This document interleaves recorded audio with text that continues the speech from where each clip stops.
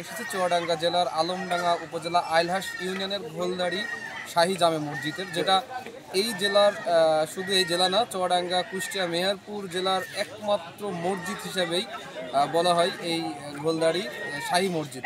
আমি যদি আপনাদের দেখাই, আমার পিছনে যে মসজিদটা দেখছেন, এই মসজিদটাই হচ্ছে সেই ঐতিহ্যবাহী মসজিদ, যেটা হচ্ছে এলাকার সাধারণ মানুষের কাছে শোনা। তারা জানিয়েছে যে এইটা 1006 সালে এটা স্থাপিত হয় এবং এই মসজিদটা নিয়ে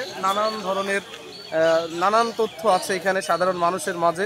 প্রতি শুক্রবারে এই মসজিদের চুয়াডাঙ্গা, ঝিনাইদহ, মেহেরপুর, কুষ্টিয়া সহ পার্শ্ববর্তী বেশ কয়েকটি জেলার মানুষ কিন্তু এখানে নামাজ পড়তে আসেন এবং তারা কিন্তু এখানে বিভিন্ন ধরনের মানত করেন এবং এখানে বিশেষ করে যারা ধরেন গ্রামের অনেক মানুষ আছে, তারা তাদের ছেলে এবং মেয়েদের যে মুখে ভাত দেওয়া হয় সেটা কিন্তু এই মসজিদেই করা হয়। তবে এটা ধারণা করা হচ্ছে প্রায় 1018 বছর এই মসজিদটার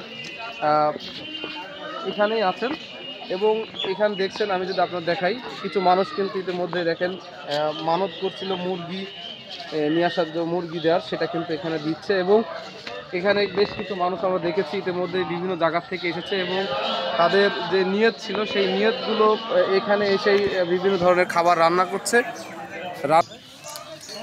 মানত করেন এবং সেখানে এই মসজিদের এখানে এসে তারা কিন্তু তাদের সেই নিয়ত যেটা বলা হয় সেটা কিন্তু তারা পূরণ করে। তো আমরা এখানে কথা বলবো কয়েকজনের সাথে যে এখানে তারা এসেছেন।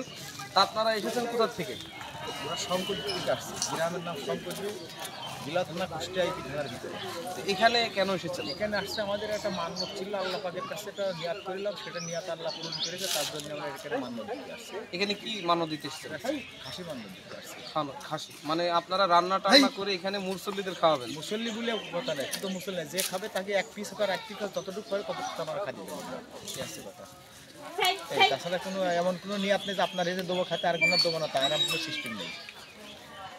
তো আসলে শুনলেন যে আসলে ওনারা কিন্তু এখানে আসলে তাদের যে ধারণা, আল্লাহ রব্বুল আলামিন হয়তো তাদের মনের আশা পূরণ করেছেন, সেই কারণেই তারা কিন্তু এখানে এসেছে এবং এই জায়গায় সেই মানবটা পূরণ করছে। তবে এখানে শুধু এই এলাকার না, পার্শ্ববর্তী বেশ কিছু জেলার মানুষ কিন্তু এখানে আসেন। দেখছেন আমার পিছনে দেখেন, এগুলো কিন্তু সবাই কিন্তু এসেছে বিভিন্ন জেলার থেকে এবং তারা কিন্তু তাদের যে মানত ছিল সেটা কিন্তু পূরণ করার জন্য এই মসজিদে এসেছেন।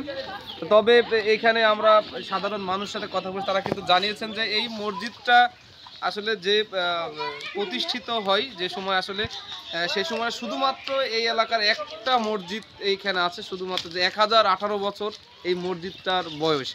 সেই ক্ষেত্রে আসলে এটা এই জেলার সবচেয়ে পুরাতন এবং পার্শ্ববর্তী বেশ কয়েকটা জেলার কিন্তু পুরাতন মসজিদ। সেই হিসাবে প্রতি শুক্রবার এখানে অনেক মুসল্লি হয় এবং এখানে নামাজ আদায় করে।